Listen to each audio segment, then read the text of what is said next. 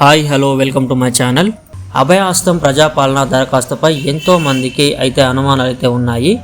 వాటిలో ration card లేకుంటే apply చేసుకోరాదా, ఆధార్లో address ఒక దగ్గర ఉంటే రేషన్ కార్డు ఇంకో దగ్గర అప్లై చేసుకోరాదా, 500కే గ్యాస్ సిలిండర్ పథకానికి గ్యాస్ కనెక్షన్ ఎవరి పేరు మీద ఉండాలి, హెడ్ ఆఫ్ ద ఫ్యామిలీగా ఎవరి పేరు మెన్షన్ చేయాలి, ఒక ఫ్యామిలీకి ఒక దరఖాస్తు పెట్టుకోవాలా, ఒక రేషన్ కార్డులో ఉండి కొత్తగా పెళ్ళైన వారు ఇందిరమ్మ ఇండ్లకు మిగతా పథకాలకు దరఖాస్తు పెట్టుకోవచ్చా, ఈ దరఖాస్తులకు క్యాస్ట్ ఇన్కమ్ సర్టిఫికెట్స్ జత చేయాలా, ఇలాంటి ప్రశ్నలకు సమాధానంగా ఈ వీడియో చేస్తున్నాను. అయితే ఇదివరకే ఐటీ మంత్రి మరియు సీఎం రేవంత్ రెడ్డి గారు ఈ 5 గ్యారంటీలకు రేషన్ కార్డు ఉన్నవారు మరియు రేషన్ కార్డు లేకపోయినా ఈ 5 గ్యారంటీలకు మీ గ్రామ లేదా పట్టణంలో అప్లై చేసుకోవచ్చు అని అయితే తెలిపారు. దానికోసం అప్లై చేసుకునే సమయంలో రేషన్ కార్డు నెంబర్ అడిగిన కాలంలో రేషన్ కార్డు లేదు అని రాయమన్నారు.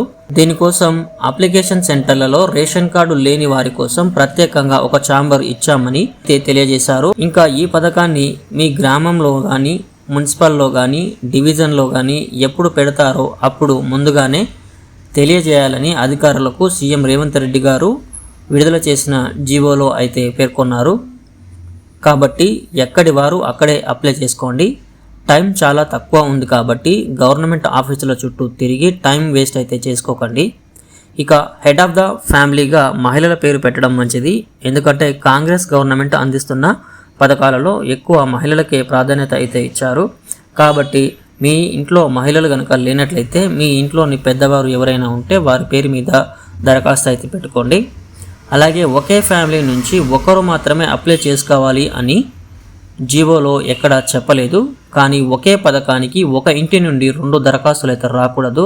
ఫర్ ఎగ్జాంపుల్గా ఒకరి రైతు బంధు కోసం, మరొకరు చేయూత కోసం, మరొకరు మహాలక్ష్మి పథకం కోసం ఇలా దరఖాస్తులు అయితే పెట్టుకోవచ్చు. కానీ ఇంట్లో ఉన్న 2 ఆడవాళ్ళు మహాలక్ష్మి పథకం కోసం మాత్రం దరఖాస్తు అయితే పెట్టుకోరాదు.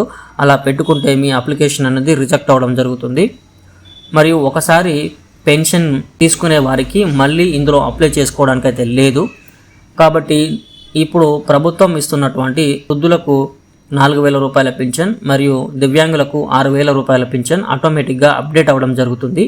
కొత్తగా అప్లై చేసుకునే వాళ్ళు మాత్రమే ఇక్కడ అప్లికేషన్ పెట్టుకోవడానికి వీలుంది. కానీ ఒక్క ఇంట్లో ఒకరికి మాత్రమే వృద్ధాప్య పింఛన్ అయితే ఇవ్వబడుతుంది.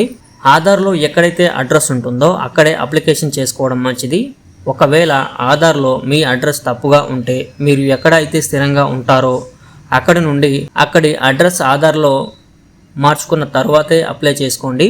ఆధార్ అప్డేషన్ కొరకు 1 రోజు నుండి 3 రోజుల సమయం అయితే పడుతుంది. ఒకవేళ అంతకన్నా ఎక్కువ సమయం పడితే ప్రభుత్వం మీకు మళ్ళీ అప్లై చేసుకోవడానికి అవకాశం కూడా ఇస్తుంది. అభయహస్తం ప్రజాపాలన జీవో ప్రకారం ఈ ప్రజాపాలనను ప్రతి 80 రోజులకు ఒకసారి నిర్వహించి ప్రజల దగ్గర నుండి దరఖాస్తులు స్వీకరించాలని కలెక్టర్లకు మరియు నోడల్ ఆఫీసర్లకు సీఎం రేవంత్ రెడ్డి తెలపడం జరిగింది. చివరి వ్యక్తి వరకు ఈ పథకాలను అందజేయాలని సీఎం అయితే తెలిపారు. ఈ పథకానికి అప్లై చేసుకోవడానికి ఎలాంటి క్యాస్ట్ ఇన్కమ్ అవసరం లేదని, ఫేక్ న్యూస్ను నమ్మొద్దని అయితే తెలిపారు. ఈ పథకాన్ని అప్లై చేసుకోవడానికి కావాల్సినవి దరఖాస్తుదారుని పాస్ ఫోటో, ఆధార్ కార్డ్ మరియు రేషన్ కార్డు మాత్రమే చాలని, మిగతా ఏవీ అవసరం లేదని అయితే తెలిపారు. ఉజ్వల పథకం కింద ఏవైతే గ్యాస్ కనెక్షన్లు తీసుకున్నారో ఆ గ్యాస్ కనెక్షన్లు 31వ తారీఖు వరకు ఈకేవైసీ అనేది చేసుకోవచ్చని కేంద్రం అయితే ప్రకటించింది. మిగతా వాళ్ళు ఎప్పుడైనా మార్చి 24వ తారీఖు వరకు ఎప్పుడైనా చేసుకోవచ్చని తెలిపారు. అలాగే గ్యాస్ కనెక్షన్ ఎవరి పేరు మీద ఉన్నా కూడా అక్కడ అధికారులు మీరు ఎలిజిబిలిటీని బట్టి వారు తీసుకోవడం అయితే జరుగుతుంది. ఈ వీడియో మీకు అర్థమైంది అని అయితే అనుకుంటున్నాను. సో ఇది ఫ్రెండ్స్ ఈరోజు వీడియో. మీకు నచ్చినట్లయితే లైక్ చేయండి. అలాగే మన ఛానల్కి సబ్స్క్రైబ్ అయిపోండి. Thank you friends.